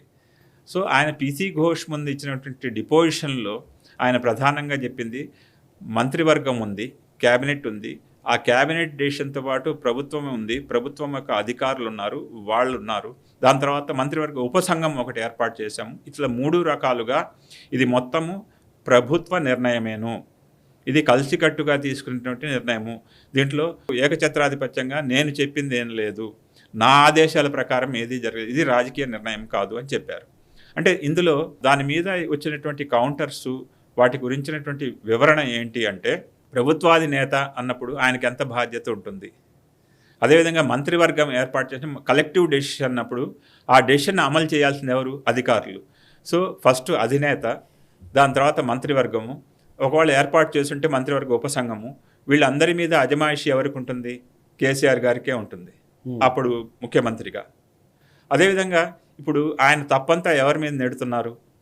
అందరూ చేసే పని ఆయన చేశారు అంటే నా పాత్ర ఏమీ లేదు, ఇంజనీర్ల యొక్క డైరెక్షన్ ప్రకారమే వ్యాన్స్కో అని చెప్పి ఇంజనీరింగ్ సంస్థ యొక్క ఎవరైతే మనం పిలిపించామో అంటే వాళ్ళు అవుట్సోర్సింగ్ చేశారు. ఆ అవుట్సోర్సింగ్ చేసినటువంటి సంస్థ ఇచ్చినటువంటి నివేదికల ఆధారంగానే మనము ఆ యొక్క ప్రాజెక్టు నిర్మాణానికి సంబంధించిన సైటు, దాని తర్వాత నీటి లభ్యత, నీటిని రిజర్వ్ చేసుకోవడం, రిజర్వాయర్లో ఉంచడము, వాటిని ఇవన్నీ కూడా ఇంజనీర్ల యొక్క పని తప్పితే నాది కాదు అని చెప్పి మరోవైపు ఆ నెపమంతా కూడా ఇంజనీర్ల మీద నెట్టాడు. అంటే ఈయనకి ప్రభుత్వాధినేతగా ఎంత బాధ్యత ఉంది అన్న విషయాన్ని పక్కకి నెడుతూ ఆయన బాధ్యత అంతా కూడా ఇంజనీర్లదే అని అన్నారు. కానీ ఇదే సమయంలో ఇప్పుడు మంత్రిగా, అప్పుడు కూడా మంత్రిగా ఉన్నట్టు ఇప్పుడు వ్యవసాయ మంత్రిగా ఉన్న తుమ్మల నాగేశ్వరరావు గారు ఆయన ఒక లేఖ రాశారు జస్టిస్ ఘోష్ కమిషన్కి. మంత్రివర్గ ఉపసంఘం యొక్క బాధ్యత ప్రకారమే జరిగింది, మంత్రివర్గ ఉపసంఘమే లేదు, అసలు దానికి ఏం సంబంధం లేదు అంటున్నారు. ఇందులో ఈటెల రాజేందరు, హరీష్ రావు గారు వాళ్ళిద్దరూ చెప్పిన విధంగా నాకు సంబంధం లేదు. మంత్రివర్గ ఉపసంఘం అసలు ఎన్నిసార్లు సమావేశమైంది, ఎన్నిసార్లు ఆయన అవకాశం ఇచ్చాడు, మంత్రివర్గంలో అసలు నిర్ణయం జరిగిందా? కాళేశ్వరం గురించి ముచ్చటే లేదు అసలు. ఆయన ఎప్పుడు కూడా కాళేశ్వరం ముచ్చట ఈ యొక్క మంత్రివర్గాల్లో జరిగిన సమావేశాల్లో ఆయన దాని గురించి ప్రస్తావించలేదు అని చెప్పి ఆయన ఒక లేఖ రాశారు. ఈయనేమంటే మంత్రివర్గం వల్లే జరిగింది అంటారు. ఆయన అసలు లాంటి జరగలేదు. వాళ్ళు ఎలా చెప్పారు? మంత్రివర్గ ఉపసంఘమే లేదు అసలు, దానికి సంబంధించి నాకు ఎలాంటి ఇన్ఫర్మేషన్ లేదు, నేను ఆ రోజు పని చేశాను కాబట్టి నా బాధ్యతగా మీకు చెప్తున్నాను తప్పితే వీళ్ళు చెప్పేవన్నీ అబద్ధాలని చెప్పి ఒక ఉత్తరం రాశారు. ఇక్కడ 112 మంది అధికారులని వాళ్ళు ఆయన విచారణ కమిషన్ ముందు ఇచ్చిన వాంగ్మూలంలో లిఖితపూర్వకంగా అఫిడవిట్ల రూపంలో ఇచ్చారు 112 మంది. మేమంతా కూడా ఆయన చెప్పినట్టే, ఆయనంటే కేసీఆర్ గారు చెప్పినట్టే మేము చేశాను తప్పితే మా బాధ్యత ఏం లేదు, కలెక్టివ్ రెస్పాన్సిబిలిటీ అనేది ఆయన దగ్గర నుంచే జరిగింది, మా రెస్పాన్సిబిలిటీ కాదు అని చెప్పి వాళ్ళు వాంగ్మూలం ఇచ్చారు. ఇప్పుడు 113వ వ్యక్తిగా హరీష్ రావు గారు, 114వ వ్యక్తిగా ఈటెల రాజేందర్ గారు, 115వ వ్యక్తిగా ఈయన. అంటే ఇంతమంది 115 మంది వాంగ్మూలాలను క్రోడీకరించి ఘోష్ గారు ఎలాంటి రిపోర్టు తయారు చేస్తారు, దానికి ఎంతవరకు అది కోర్టులో కానీ లేకపోతే మరో చోట కానీ నిలబడుతుంది, ఆ విచారణ కమిషన్ యొక్క పరిధి ఎంత, వాటి బాధ్యతలు ఎంత, వాటి తీసుకునే నిర్ణయాల మీద గవర్నమెంట్ ఎలాంటి నిర్ణయం తీసుకోబోతుంది అనేది ఒక ఆసక్తికరమైన విషయం. ఇక్కడ ఇంకొకటి కూడా మధ్యలో పానకంలో పొడక మాదిరి ఒక ఆమె ఉన్నది, కవిత గారు. ఆమె ఈ విషయంలో చాలా లొల్లి చేసింది. ఏంటంటే మా డాడీ ఎంత పెద్దవాడు, ఆయన ఎంత పరిజ్ఞానం ఉన్నవాడు, ఎంత పెద్ద వ్యక్తి, ఆయనని మీరు కమిషన్కి పిలుస్తారా, ఆయన దేవుడు లాంటి వ్యక్తి, అసలు ఆయన కమిషన్ని పిలవద్దు అని. ఈ లోపల ఆమెకు పెద్ద కుంపటి రాజేయడము, జాగృతి లాంటి పార్టీ పెడతా అన్నంత మేర ఆ గొడవలన్నీ జరిగాయి. ఆ తర్వాత ఆమె నిన్న ఎర్రవెల్లి ఫామ్ హౌస్కి వెళ్ళి ఈయన వెళ్లే ముందు కలవడానికి వెళ్ళింది భర్తతో కలిసి. కానీ ఆయన మొహం కూడా చూపిలేదు, ఆయన కలవలేదు.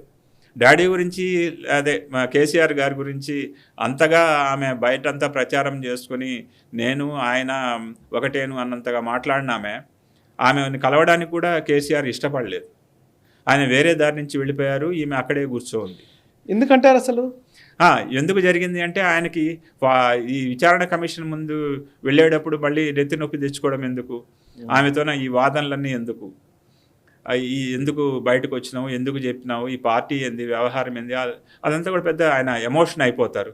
సో ఆమెకి మొహం చూపించి ఆమెతో పెద్ద గొడవ పెట్టుకోవడం ఎందుకని చెప్పి ఆయన పార్టీకి ఆయన వెళ్ళిపోయాడు. సో ఇంతగా చేసినామే ఆమె చూస్తామని చెప్పానింది. అదేవిధంగా కేటీఆర్ గారి విషయం వస్తే ఆయన బీఆర్కే భవన్కి వచ్చినప్పుడు అక్కడ ఆయన మాట్లాడిన మాటలు ఏంటంటే ఆయన కేసీఆర్ గారు ఒక విజనరీ, ఆయన కాళేశ్వరం అనేది మా యొక్క పెట్ ప్రాజెక్టు, ఆయన యొక్క ఏమంటారంటే బ్రెయిన్ చైల్డ్ కేసీఆర్ గారు. అలాంటి ప్రాజెక్టు కట్టడం గురించి మాట్లాడకుండా రేవంత్ రెడ్డి గారు కూల్చడం గురించి మాట్లాడతాడు. ఇప్పుడు ఆయన కూల్చడాలు తప్పితే కట్టడం తెలియదు, సన్యాసి ఇంకా రకరకాల పదాలు వాడి ఆయన డెరగటరీగా ముఖ్యమంత్రిని తూర్పారబట్టారు. సో కేటీఆర్ గారి పరిస్థితి, కవిత గారి పరిస్థితి అది. సో మధ్యలో కేసీఆర్ గారు ఒకసారి వెళ్ళి అందరినీ పలకరించి అభివాదాలు చేసుకుంటూ పెద్ద ఊరేగింపుగా వెళ్ళి డిపోజిషన్ ఇచ్చొచ్చారు. So at the end of the day ఏంటి అంటే ఘోష్ గారి కమిషన్ యొక్క విచారణ యొక్క నిర్ణయం ఏదైతే ఉంటుందో, దాని యొక్క నివేదిక ఏదైతే ఉంటుందో, దాని మీద రేవంత్ రెడ్డి గారు తీసుకోబోయేటువంటి చర్యలు అనేవి ప్రధానం. ఎవరు డిపోజిషన్ ఇచ్చినా కూడా, ఇంతమందిని విచారించినా కూడా ఆయన ఏం చెప్తారు ఫైనల్గా, రేవంత్ రెడ్డి గారి ప్రభుత్వము ఏం చేయబోతుంది అనేది మాత్రమే మనము నెక్స్ట్ ఎపిసోడ్లలో ఎప్పుడో మనం మాట్లాడుకోవాల్సిన అంశం. కరెక్ట్. ఇక నెక్స్ట్ అంశం సార్, ఫోన్ ట్యాపింగ్ కేసు. ఇది కూడా చాలా సీరియస్గానే ఉంది. నేతల ఫోన్లపైన నిఘా పెట్టి ట్యాపింగ్ చేసిన అంశానికి సంబంధించి ప్రభాకర్ రావును ఇప్పుడు 2వ విడత సిట్ విచారించింది. సో ఈ ఫోన్ ట్యాపింగ్ కేసు ఏ మలుపు తీసుకుంటోంది? నిజానికి ఎవరైనా అరెస్ట్ చేస్తారా, నిజానికి అధికారులతోటి వీళ్ళతోటి ముగిస్తారా అనేది క్వశ్చన్ మార్క్గానే ఉంది. ఫోన్ ట్యాపింగ్ విషయంలో మొదటి నుంచి ప్రభాకర్ రావు గారు ఇప్పటిదాకా విదేశాల్లో కొంత విదేశాలు ఉన్నారు, అక్కడ నుంచి రానన్నారు, వస్తామన్నారు, ఇది గవర్నమెంట్ అన్నారు. తర్వాత వచ్చాక విచారణకు వెళ్ళారు, విచారణలో కొన్ని రోజులు మాట్లాడారు. ఆ తర్వాత ఇప్పుడు మళ్ళీ సెకండ్ ఫేజ్ విచారణ కూడా జరిగింది. సరే, విచారణలు జరుగుతున్నాయి కరెక్టే, కానీ దీని నుంచి అవుట్కమ్ ఏంటి? అవుట్కమ్ విషయం వచ్చేటప్పటికి ప్రభాకర్ రావు గారు ఒక విషయం చెప్పారు నిన్న, అంటే చెప్పకుండా దాటేశారనమాట. అసలు ఆ హార్డ్ డిస్క్లు మూసీ నదిలో ఎందుకు పడేశారు, ఆ ఫోన్ ట్యాపింగ్ రికార్డుకు సంబంధించిన హార్డ్ డిస్క్లు ఏవైతే అది ఎందుకు పడేశారు, వాళ్ళ కుటుంబ సభ్యులు అక్కడ ఉండే నేతల యొక్క ఫోన్ ట్యాప్ చేసే అధికారాన్ని మీకు ఎవరిచ్చారు, ఫోన్ ట్యాపింగ్ చేయడానికి ఓడిపోవడానికి రిజల్ట్స్ ఏవైతే ఉంటాయో అసెంబ్లీ ఎన్నికల ఫలితాలకి వీటికి ఏమన్నా సంబంధం ఉందా? అదేవిధంగా జడ్జిల దాకా మీరు ఎందుకు వెళ్ళారు, అసలు జడ్జిల ఫోన్లు ట్యాప్ చేయాల్సిన అవసరం ఏముంది అన్నంటి విషయాలన్నీ కూడా సిట్ తమ 9 గంటల విచారణలో ఆయన్ని పలు రకాలుగా ప్రశ్నించింది. సో ఇప్పుడు మీరు చాలా రకాల విచారణలు పెద్ద పెద్ద వాళ్ళు ఇన్వాల్వ్ అయిన విషయాల్లో తెలియదు, మర్చిపోయాను, గుర్తు లేదు, ఇలాంటి సమాధానాలే వస్తూ ఉంటాయి. సో అది ప్రభాకర్ రావు గారి విషయంలో కూడా అలాగే జరిగిందని చెప్పి అనుకోవాలి. ఆయన ఎక్కువ భాగం వాటిని ఎక్కడైతే క్లిష్టమైన ప్రశ్నలు ఉన్నాయో వాటిని దాటవేసే ప్రయత్నం చేశారు. ఇక ఫోన్ ట్యాపింగ్ ఎలా మలుపు తిరుగుతుంది అన్న విషయంలో ఈ అధికారుల విచారణ తర్వాత ఇప్పటికే చాలామందిని విచారించారు దాంతో సంబంధం ఉన్న వాళ్ళని. చివరికి దాన్ని కేటీఆర్ గారికి లేదంటే హరీష్ రావు గారికి ఎవరి పేరు, చివరికి మళ్ళీ కేసీఆర్ గారి పేరు తీసుకొని వచ్చి దాంతో లింక్ చేయాలా అన్న ఉద్దేశంగానే ఫోన్ ట్యాపింగ్ వ్యవహారాన్ని వచ్చిన 3 నెలల్లోపు రేవంత్ రెడ్డి గారు బయటికి తీశారు. సో ఏ రకంగా ఇప్పుడు ఫార్ములా 1 రేస్లో ఇరికిద్దామా, లేదంటే ఫోన్ ట్యాపింగ్లో ఇరికిద్దామా, కాళేశ్వరంలో ఇరికిద్దామా, ఇట్లా 3 రకాలటువంటి టార్గెట్స్ పెట్టుకొని దేంట్లో ఒక దాంట్లో అయినా కూడా వాళ్ళ కుటుంబంలో నుండి ఈ 3 అంటే ఆల్రెడీ కవిత గారు లిక్కర్ కేసులో అరెస్ట్ అయ్యారు కాబట్టి కొంతవరకు ఆయన తృప్తి పడ్డారని చెప్పి అనుకోవాలి. సో వీళ్ళ 3 అంటే తప్పు లేదా, తప్పు జరగలేదా అంటే అవినీతి జరగలేదా అన్న విషయము విచారణలోనూ కోర్టులలోనూ తేలుతుంది. కానీ కాంగ్రెస్ పార్టీ యొక్క ప్రధాన ఉద్దేశము వీళ్ళ 3 టార్గెట్ చేసి వాళ్ళ 3 ఏదో రకంగా జైలుకు పంపే ఆలోచనగా ఉన్నట్టుగా మనకి ఆ ఎండ్ రిజల్ట్స్ ఏవైతే ఉన్నాయో చివరికి ఆ వైపే లాక్కు వెళ్తున్నాయి. అది వాళ్ళ 3లో ఎవరో ఒకరు అరెస్ట్ ఫస్ట్ చూడాలి. నన్ను అరెస్ట్ చేశారు అనవసరంగా, గతంలో మా బిడ్డ పెళ్ళి నిశ్చితార్థం పెళ్ళి జరుగుతున్న సమయంలో నన్ను అరెస్ట్ చేశారు కాబట్టి బదలా తీర్చుకోవాలి, ఆ బదలా ఎట్లా తీర్చుకుంటాం అనేది రేపు ఈ 3 రకాల కేసుల్లో ఈ 3 ఇరుకున పెడితే బాగుంటుంది అన్న ఆలోచన రేవంత్ రెడ్డి గారు చెప్పకనే చెబుతున్నారు. సో తెలంగాణ మంత్రివర్గ విస్తరణ గురించి కూడా సార్ మాట్లాడండి సార్. 3 తీసుకున్నారు, వివేక్ వెంకటస్వామి వచ్చారు, వాకటి శ్రీహరి వచ్చారు, అడ్లూరి లక్ష్మణ్ కుమార్. సో ముగ్గురికి క్యాబినెట్లోకి చోటు కల్పించారు. అండ్ నిజానికి క్యాబినెట్లోకి రాజగోపాల్ రెడ్డి వస్తారు అనే చర్చ జరిగింది, అద్దంకి దయాకర్ వస్తారనే చర్చ జరిగింది. సో కాంట్రవర్షియల్ లీడర్లని చేర్చుకోకూడదని అనుకున్నారా? అండ్ వివేక్ వెంకటస్వామిని చేర్చుకోవడము, దీన్ని ఎలా అర్థం చేసుకోవాలి? ఈ 3 పొందికని ఎలా చూస్తారు మీరు అసలు? మొదటగా వాళ్ళు చెప్పదలుచుకుంది అంటే మేము బహుజనుల పక్షం అన్నదాన్ని ఎస్టాబ్లిష్ చేసుకోవడం, అంటే మొత్తం రెడ్డిలే పరిపాలిస్తారు, రెడ్ల రాజ్యం ఇది అనే అపవాదు రాకుండా చూసుకోవడానికి చేసిన ప్రయత్నంగా కనపడుతుంది మొదటిది. ఇందులో వివేక్ వెంకట స్వామిది, వివేక్ది మొదటి నుంచి ఆ పేరు వినబడుతున్న మాటే. బట్ రాజగోపాల్ రెడ్డి గారికి గట్టిగా ఆశ చూపించడం జరిగింది. మల్రెడ్డి రంగారెడ్డి గారు, వీళ్ళ విషయం చూసుకుంటే గతం నుంచి కూడా వీళ్ళు ఈ రెడ్డి ఈక్వేషన్ వల్లనే మాకు ఇవ్వడం లేదని, అదేవిధంగా వరంగల్ వెస్ట్ ఎవరైతే ఉన్నారో ఎమ్మెల్యే వారు కూడా, వీరందరూ కూడా గట్టిగా మంత్రివర్గంలో స్థానం కల్పిస్తారు అని చెప్పి అనుకుంటున్నారు. ఇంకా ఈయన ఇప్పుడు ప్రతిదానికి ఢిల్లీ వెళ్ళటం, 3-4 రోజులు కూర్చోవటము, మంత్రివర్గ విస్తరణ చాలాసార్లు వాయిదా పడగా చివరికి ఏదైతేనేమో ఒకసారి గట్టిగా విస్తరించేశాము అని చెప్పి అనిపించుకోవడానికి చేసిన ప్రయత్నంగా కనబడుతోంది. అదేవిధంగా వివేక్తో పాటు లక్ష్మణ్ గారు, మరొకరు ముగ్గురు కూడా ఎవరైతే ఉన్నారో వారి విషయంలో అధిష్టానం తీసుకున్న నిర్ణయం అనేది ఖచ్చితంగా కనబడుతుంది. అంటే ఈయన ఇచ్చిన పేర్ల కంటే కూడా వేరే ప్రయత్నంగా వీళ్ళు వద్దు, గతంలో ఎప్పుడో అప్పుడు వీళ్ళందరూ కూడా మనకి కాంగ్రెస్ పార్టీకి వ్యతిరేకంగా చేశారు అన్న పదాలు రాకుండా ఇప్పుడు వీళ్ళని మంత్రివర్గ విస్తరణ జరిపారు. అదేవిధంగా మంత్రివర్గ విస్తరణకి తర్వాత పిసిసి కార్యవర్గాన్ని కూడా విస్తరించారు. ఇక్కడ పిసిసి కార్యవర్గం అనేది కాంగ్రెస్ పార్టీలో ఇప్పుడు జంబో విస్తరణ మాదిరే ఉంటుంది. అంటే వాటిని ఏర్పాటు చేయటం, 69 మంది ఉపాధ్యక్షులు, 48 మంది జనరల్ సెక్రటరీలు, వీళ్ళతో ఇస్తుంటారు. మాకు అంతంత పెద్ద పదవులు వద్దులేండి, మాకు అవి అవసరం లేదని చెప్పి నొచ్చుకొని వెళ్ళిపోయిన వాళ్ళు ఇప్పుడు ఉన్నారు. సో వీటి ద్వారా వాళ్ళు చెప్పదలుచుకున్న విషయం ఏంది, కాంగ్రెస్ పార్టీ కానీ రేవంత్ రెడ్డి గారి ప్రభుత్వము ఏంటంటే, బహుజనులకు వెయిట్ ఇచ్చాము, మేము వెనకబడిన వర్గాలని మేము తీసుకున్నాము, కాబట్టి రెడ్డిలకి లేకపోతే మిగతా కులాలు అయితే ఉంటాయో ఈ ఈక్వేషన్, బీసీల గురించి మాట్లాడుతుంటారు కదా, బీసీల విషయంలో కూడా మేము న్యాయం చేస్తున్నామని చెప్పి అనిపించుకోవడానికి జరిగిన ప్రయత్నంగా చెప్పుకోవాలి. అదేవిధంగా అంజనీ కుమార్ యాదవ్ లాంటి వాళ్ళు ఎంపీగా పనిచేసిన వాళ్ళు చేస్తున్న వీళ్ళందరూ కూడా చాలా కాంగ్రెస్ విషయంలో, కాంగ్రెస్ అధిష్టానం విషయంలో రేవంత్ రెడ్డి గారి మీద చాలా అసంతృప్తితో ఉన్నారు. ఈ అసంతృప్తి అనేది కాంగ్రెస్ పార్టీకి ఒక ఆభరణం లాంటిదని చెప్పుకోవాలి. ఎందుకంటే అసంతృప్తి ఉంటేనే కాంగ్రెస్ పార్టీ ఉంటుంది. సో అసంతృప్తి అనేది ఎప్పుడు రగులుతూనే ఉంటుంది. సో దీన్ని ఎలా మేనేజ్ చేసుకొని బయటపడాలా అన్న విషయంలో ఇంకా 2 పదవులు ఉన్నాయి, వాటిని కూడా మేము భర్తీ చేయాల్సి ఉంది అని చెప్పి చెప్పుకొస్తున్నారు. అయితే ఇక్కడ గమనించాల్సిన విషయము, హోంశాఖ, మున్సిపల్ శాఖ, విద్యాశాఖ, ఈ 3 విషయంలో చాలా ప్రధానమైనటువంటి పోర్ట్ఫోలియోస్. ఈ పోర్ట్ఫోలియోస్ 3 కూడా ఆయన రేవంత్ రెడ్డి గారు తన దగ్గరే పెట్టుకున్నారు. సో మంత్రివర్గ విస్తరణలో మంత్రుల శాఖలు మారుస్తారు అనే మాట కూడా వినబడింది, కానీ అది జరగలేదు. ఎందుకంటే ఇప్పుడు ఈ 3 కీలకమైన వాటిని కానీ ఎవరికన్నా ఇస్తే అక్కడే గొడవ స్టార్ట్ అవుతుంది. అలకలు పోగా వీళ్ళు కొంతమంది రిజైన్ చేసి వెళ్ళిపోతామని చెప్పి మాటలు కూడా వినిపించాయి. హోంమంత్రి ఎవరికి ఇవ్వాలి, కీలకం ముఖ్యమంత్రి తర్వాత ప్రధానమైనటువంటి పోస్ట్ ఎవరికి ఇవ్వాలి అనే విషయంలో గొడవ వస్తుంది. సో దాన్ని హోంమంత్రి ఇవ్వలేదు.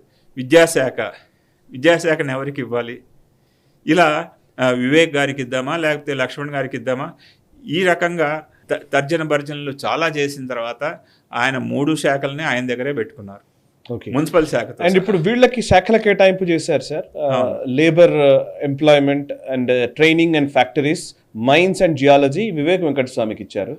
అండ్ అడ్లూరి లక్ష్మణ్ కుమార్ గారికి schedule caste development, tribal welfare and minorities welfare, అదేవిధంగా empowerment of persons with disabilities, senior citizens and transgender persons, ఇది అడ్లూరి లక్ష్మణ్ కుమార్ గారికి. అండ్ వాకిటి శ్రీహరి గారికి ఇచ్చింది ఏంటంటే animal husbandry, dairy development and fisheries, and అదేవిధంగా స్పోర్ట్స్ అండ్ యూత్ సర్వీసెస్. ఈ 3 ముగ్గురికి కేటాయించారు. నేను ఒక ప్రశ్న, నాకేంటంటే యాక్చువల్లీ ఇప్పుడు రేవంత్ రెడ్డి ఢిల్లీలోనే ఉన్నారు, మనం ఇది రికార్డ్ చేస్తున్న టైంలో ఢిల్లీలో ఉన్నారు యాక్చువల్ ఆయన. అంటే ఆయన మాట్లాడుతున్న మాటలు ఇవన్నీ చూస్తూ ఉంటే ఢిల్లీకి వచ్చింది శాఖల కేటాయింపు గురించి కాదు, కులగణన గురించి మాట్లాడడానికి వచ్చాము, కర్ణాటకకు సంబంధించి అని చెప్పారు. అండ్ తెలంగాణకు సంబంధించిన కాంగ్రెస్ ఇన్ఛార్జ్ మీనాక్షి నటరాజన్ ఎవరైతే ఉన్నారో, మీనాక్షి నటరాజన్తో రేవంత్ రెడ్డికి ఎంత సఖ్యత ఉంది అనే చర్చలు వచ్చాయి ముందంతా. అండ్ సెంట్రల్ పార్టీ ఏవైతే ఆలోచిస్తుందో దానికి రేవంత్ రెడ్డి వాయిస్కి డిఫరెన్స్ ఉందన్న భావనలు కూడా వ్యక్తమయ్యాయి. ఏది ఏమున్నప్పటికీ కూడా రేవంత్ రెడ్డి ఏమనుకున్నారో అదే జరిగింది. ఇవాళ లాస్ట్కి మంత్రివర్గ విస్తరణ, శాఖల కేటాయింపు, దీంట్లో ఏమన్నా డిస్ప్యూట్ ఉందా sir? I don't think so. ఇక్కడ రాజగోపాల్ రెడ్డిని కాదని చెప్పడం కానివ్వండి, లేకపోతే మిగతా వాళ్ళ పేర్లు ఎవరైతే ప్రముఖంగా ఉన్నటువంటి వాళ్ళ పేర్లు ఎన్ని బయటకు వచ్చినా కానీ తాను అనుకున్న వ్యక్తులు లో ప్రొఫైల్ వ్యక్తులకే ఇవ్వడం జరిగింది. అంటే రేవంత్ రెడ్డి తాను తన పట్టుని నిలుపుకున్నారు అనుకోవచ్చా దీని ద్వారా? తన ముద్ర వేసుకోవడానికి రేవంత్ రెడ్డి గారు ప్రయత్నం చేశారు. ఇందులో ముఖ్యంగా మీరు చెప్పిన మంచి మాట ఏంటంటే లో ప్రొఫైల్ ఉన్న తనకి అణిగిమణిగి తన మాట వినేవాళ్ళు ఎవరైతే ఉంటారో, తన మాటకి ఎదురు ఇప్పటికే ఉత్తమ్ కుమార్ రెడ్డి, కోమటిరెడ్డి వెంకటరెడ్డి గారు వీళ్ళిద్దరి ద్వారా తనకు రావాల్సిన తలపోటు వస్తుంది. సో వాళ్ళిద్దరూ చేయాల్సిన పితూరీలు అవన్నీ కూడా ఢిల్లీకి ఎప్పటికప్పుడు సమాచారం పంపించడం, ఆ విషయంలో వాళ్ళ మీద ఆరోపణలు ఉన్నాయి. సో ఆరోపణలు అంటే పార్టీ అంతర్గతంగా. సో మహేష్ కుమార్ గౌడ్ విషయంలో కూడా, అపాయింట్మెంట్ విషయంలో కూడా మీరు గమనించారో లేదో, ఢిల్లీని ఒప్పించడంలో ఆయన సక్సెస్ అయ్యారు. రేవంత్ రెడ్డి సక్సెస్ అయ్యాడు. అంజనీ కుమార్ యాదవ్ పేరు ఎక్కువగా వినపడింది. సో ఆ టైంలో ఆయన వెళ్ళి రాహుల్ గాంధీ గారితో ఒప్పించుకోవడంలో ఆయన సక్సెస్ అయ్యారు మహేష్ కుమార్ గౌడ్ అపాయింట్మెంట్ విషయంలో. అదేవిధంగా మీనాక్షి నటరాజన్ గారితో సఖ్యత లేదు అనే మాట వినబడుతున్నప్పటికీ కూడా ఆమెని కార్నర్ చేసి, ఆమెని బైపాస్ చేసి తనకి పట్టు ఉంది రాహుల్ గాంధీ గారి దగ్గర అని చెప్పే విషయాన్ని రేవంత్ రెడ్డి గారు మరోసారి నిరూపించుకున్నారు. ఆయనకు కావాల్సింది మాట వినేవాడు. ఆయన అది కూడా తెలివిగానే, మీరన్న బహుజన కార్డు ఏదైతే ఉందో ఇవన్నీ కూడా తెలివిగా చేసిన పనులే. అవును, అంటే అదొక వ్యూహాత్మకంగా ఒక అడుగులు వేయడంలో రేవంత్ రెడ్డి గారు తన ముద్రని వేయగలిగారు, తన పంథాన్ని చూపించగలిగారు. మిగతా వాళ్ళని కొంచెం అదుపులో పెట్టుకునేటువంటి పరిస్థితి మనకు కనపడుతుంది. నా మాట చెల్లుతుంది ఢిల్లీలో, మీరు ఏమనుకున్నారో ఏమో అని చెప్పి మిగతా వారికి కూడా ఒక సంకేతం ఇవ్వడానికి అవకాశం కలిగింది. మీరు అందుకనే చూస్తే చివరి నిమిషంలో ఉత్తమ్ కుమార్ రెడ్డి గారిని, వాళ్ళ ఆవిడ్ని దాన్ని ఢిల్లీకి వెళ్ళారు. వీళ్ళు అంటే పిలిపించారా, వీళ్ళు వెళ్ళారా, దేని గురించి వెళ్ళారు అనేది మంత్రివర్గం కూర్పు విషయంలో వాళ్ళిద్దరిని కూడా పిలిచారు. బట్టి విక్రమార్క గారు మొదటి టైంలో వెళ్ళారు కానీ మొదటిసారి, ఆ తర్వాత విస్తరణ విషయం వచ్చేటప్పటికి మహేష్ కుమార్ గౌడ్, రేవంత్ రెడ్డి గారు వీళ్ళిద్దరే వెళ్ళారు. సో అక్కడ క్యాలిక్యులేషన్స్ ఏంటంటే మొత్తం మీద మంత్రివర్గం మీద తనకంటూ ఒక పట్టు ఉండాలి అంటే తన మాట వినగలిగిన వాళ్ళు ఉండాలి తప్పితే రాజగోపాల్ రెడ్డి గారు లేకపోతే మరొకరో తీసుకొని వచ్చి దాన్ని తన కొరకరాని కొయ్యలుగా తనకి ప్రతిరోజు తలనొప్పి కలిగించేవాళ్ళు అవసరం లేదు అనేది ఆయన అధిష్టాన వర్గాన్ని ఒప్పించగలిగారు. ఆ విషయంలో సక్సెస్ అయ్యారు. Correct. Yes sir thank you very much Bhaskar గారు. చాలా విషయాలు మనం డిస్కస్ చేశాము. అండ్ ఐ హోప్ రీజనల్ రౌండప్లో వస్తున్నటువంటి చర్చల ద్వారా యాక్చువల్లీ ప్రాంతీయ వార్తాంశాలకు సంబంధించి కొంత ఒక జాతీయవాద దృక్పథం తెలుగునాట వచ్చే ప్రయత్నం మనం చేస్తున్నాము. And thank you very much sir మీ విశ్లేషణ అందించినందుకు. సో చూశారు కదా, ఇది ఈ వారం రీజనల్ రౌండప్. వచ్చే వారం రీజనల్ రౌండప్లో మళ్ళీ కలుద్దాము. ఈ ఎపిసోడ్ మీకు నచ్చినట్టయితే వెంటనే లైక్ చేయండి, 10 మందికి షేర్ చేయండి. మీ కమెంట్స్ ద్వారా మీ అభిప్రాయాలు మాతో పంచుకోండి. మనసా వాచా కర్మణ దేశహితం కోసం పరితపించే నేషనలిస్ట్ హబ్ గ్రూప్ ఆఫ్ ఛానల్స్ని సబ్స్క్రైబ్ చేసుకొని జాతీయవాద జర్నలిజాన్ని ప్రోత్సహించండి. Thank you very much. ఈ వీడియో మీకు నచ్చినట్టయితే లైక్ చేయండి, 10 మందికి షేర్ చేయండి. అలాగే కామెంట్ల రూపంలో మీ అభిప్రాయాలను మాతో పంచుకోండి. Nationalist hub group of channels ను సబ్స్క్రైబ్ చేసుకుని తెలుగునాట జాతీయవాద జర్నలిజాన్ని ప్రోత్సహించండి. ఈ వీడియో కింద ఉన్న బెల్ ఐకాన్ పై క్లిక్ చేయడం మర్చిపోవద్దు.